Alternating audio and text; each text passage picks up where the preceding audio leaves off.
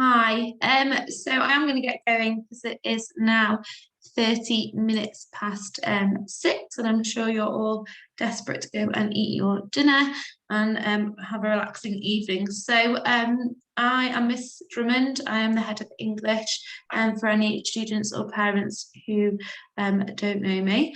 So I just thought I'd start off by sort of clarifying why we're doing this evening, why you're here, and then introducing what I'm going to be talking about.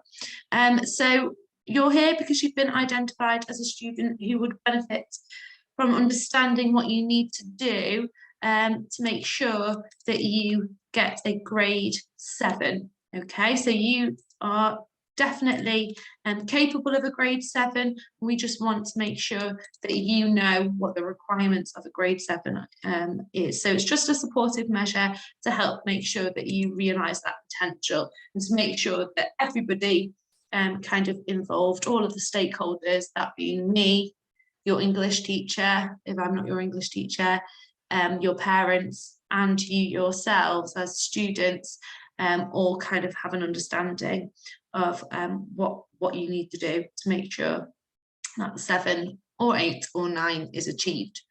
So I'm going to kind of going to keep you for about 20 minutes, so we should be all done and dusted by 6:50. And I'm just going to cover 2 slides really. First of all, what is expected of me at school, or of you at school, and what can you do at home to improve your English? So what is it that you can do at home and school to improve and make sure that that 7 is realised? So the first slide, hopefully you can all see this, is what you need to do at school. So there's quite a few things, but hopefully they're all pretty easy to achieve. And if you make these part of your routine in English and your kind of your embedded approach and practice when you come to your English lessons, think about how often you have English. You have it pretty much every day. To some of your delight, and that is going to be for the next 2 years, so all of year 10 and all of year 11. So think of the impact that you can have if you, on your grade, if you put into practice all of these kind of things that I'm going to tell you to do, and think about the impact that that can have on your grade. So the first thing that I have put at the top here, kind of a priority really, but it sort of goes without saying, ask your teacher if you have any insecurities about any aspect of your understanding about any of the topics or texts that we cover. So for example, at the moment you're doing an inspector course, and you are also doing some non-fiction writing, and it will become quite obvious to your teachers where your misconceptions and your kind of, I suppose, insecurities lie. If you highlight that to your teacher ahead of them looking in your book or ahead of any assessments, then they can address those with you and try to help kind of remedy those misconceptions. So if you don't feel confident to say that in front of the class, just stay behind at the end of a lesson, or speak to them before a lesson or at lunchtime, and I know that they will be more than happy to have a discussion, to sit down and spend some time going over anything that you might need to. So that's the first thing. The second bullet point, it says grasp every opportunity you get to do writing. So grasp every opportunity to get as much written as possible when you have extended writing tasks complete, and use every second of time dedicated to those tasks. And then I've put there, the more you write, the better at it you will become. So I like to use the analogy of a kind of football player going out in the World Cup, let's say, for instance, a really big match. That match is not going to be the first that they have played in a very long time. They will have trained and trained and trained and practiced and practiced and practiced to make sure that they can kind of perform at their best during that match. And we've got to kind of see our exam as that match, and we've got to practice and practice and practice at our writing. And the more we write, the better we will become at it. So the more we practice, the more we train ourselves to write, the more likely we are going to be able to perform at our best and achieve those 7, 8, 9s in the exam if we grasp every second an opportunity that we have to do that writing. So you might have thought, oh, this year we're doing a lot of writing, I'm not keen on writing loads, and I know in my class some of you have felt like we've done a lot of writing already, come in, oh miss, we're doing more writing, but that is there for your benefit. It's there to make sure that you can practice and you can get better at it, kind of that old saying, practice makes perfect. So don't twiddle your thumbs when you're given a task like that, but just make sure you use every second, every opportunity to get that writing down. The third bullet point says you are currently studying an inspector call. So that is the text that we are doing at the moment. Make sure, first of all, as an absolute fundamental, you have your copy of the text with you every single lesson. And that kind of goes without saying. But the second aspect of this also says make sure that you are fully annotating it every lesson. So if we or your teacher stops to discuss and you talk about a simile, and then the class are kind of bouncing off several different interpretations of what that simile could tell us about that specific character, you need to be writing all of those ideas down. Okay, so kind of taking autonomy of your own learning and writing, getting all of those notes down. The more kind of different interpretations, the more notes that you have, the more you've got to revise off. Okay, and the more ideas you will have when it comes to writing up essays and analysing texts. So A, have your text with you every lesson, but B, make sure to annotate it and get all notes down during class discussions. The fourth bullet point says make sure that you have all of your resources with you as well. I know students in my class are very good at this. They have their folders with them every lesson, knowledge organiser, the vocabulary list, and a copy of the text as well as their book. But they really do help to support you in your learning and do help support you and stretch you, particularly like vocabulary lists. That really helps to stretch you and expand your vocabulary. So make sure you have it with you to hand every lesson. And that kind of takes me on to the next bit. It says make sure that you aim to contribute to class discussion at least once every lesson. And in that contribution, when you are giving your oral contribution, try to use one of the words or a couple of the words from the vocabulary list. Try to kind of give yourself that aim and target. Okay, so use bourgeoisie when you're contributing, use proletariat, use appease, use inhibit, because those words will help then you to make your answers and your responses much more sophisticated. It's also really important that we give ourselves the target to contribute in class at least once every lesson.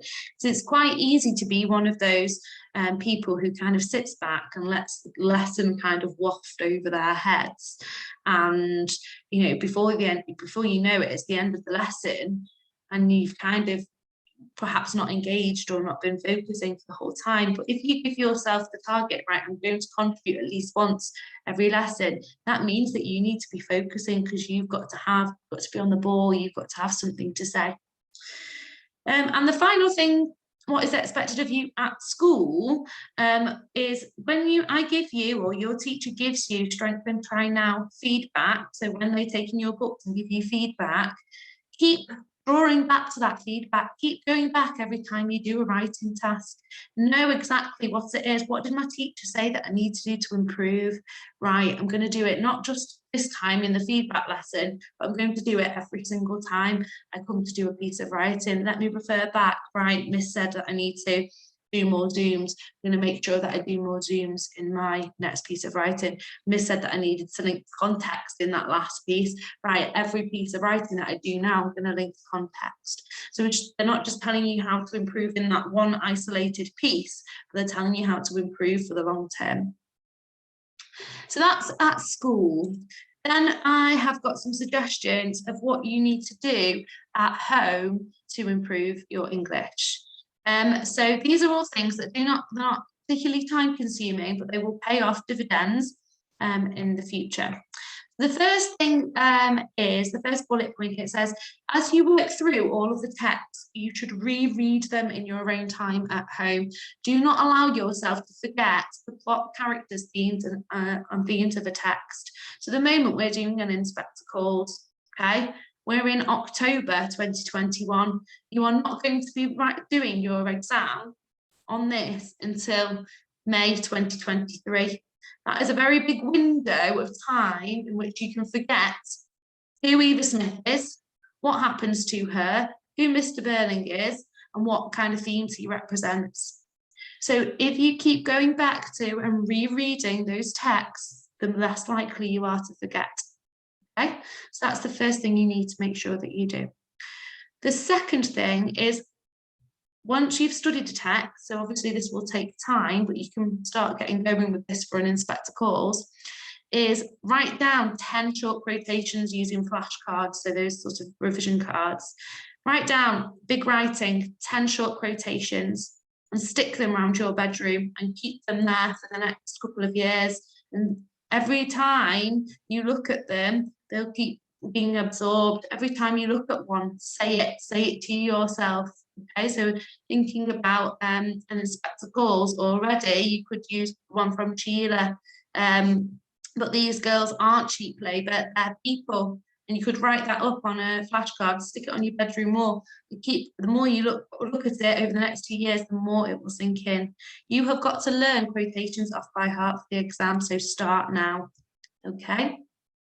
And if you are unsure about which ones to select, come and see me or come and see your class teacher, and we will be more than happy to tell you, right, this is an easy one to learn. This one kind of sticks in the brain. This is a really good one because it applies to lots of different themes and therefore can apply to lots of different questions. Okay. Then you've got the next one says go onto the Guardian. So the Guardian website is a newspaper, the Guardian newspaper online. It's free. Go on there and go to the opinions section. So click on the opinions section and read any of the articles which appeal to you from this section. So if you can read one a day, that would be really helpful. That is only 10 minutes of your time. Some of them won't even take you 10 minutes. Okay, but the more you get used to that style of writing, viewpoint writing, the better. Maybe not every single time that you read it. So if you're aiming for one a day, maybe not every single time you read an article, but let's say once a week, once you've read the article, write a summary of what is being argued and what the viewpoint of the writer is about that particular topic that you're reading about. Okay, so if the topic is about, let's say, gender inequality, theme that we've been looking at today in lesson, okay, what is their point of view about gender inequality? And write a summary, okay, of what the writer is arguing. This will help you with English language paper 2, okay, which is what we are doing in terms of the writing section when we're writing articles and looking at non-fiction at the moment. That is all in preparation for English language paper 2. The more kind of independent reading of that non-fiction that you do, the better your English language.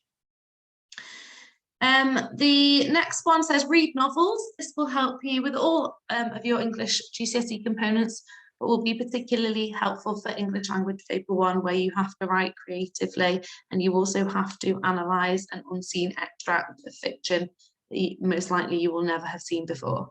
So the more you read novels, fiction, stories, the better. And reading, can read for pleasure, so that will kind of can tick those 2 boxes.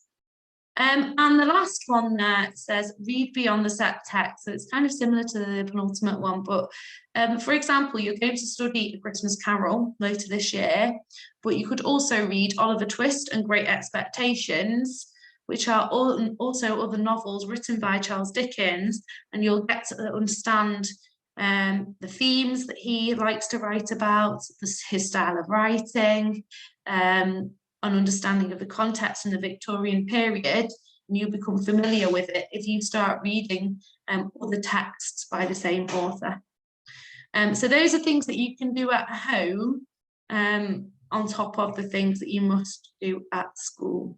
And that, if you tick off those things, I am sure that you will achieve a minimum of a grade 7.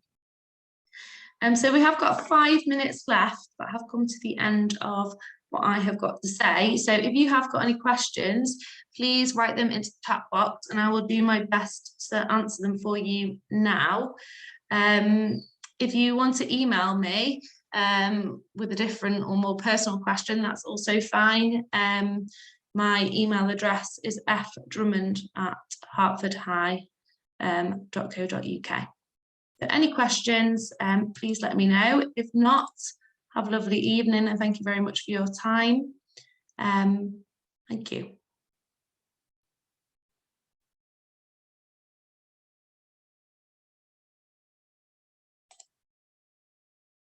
Thank you. No problem, Donovan. Thank you.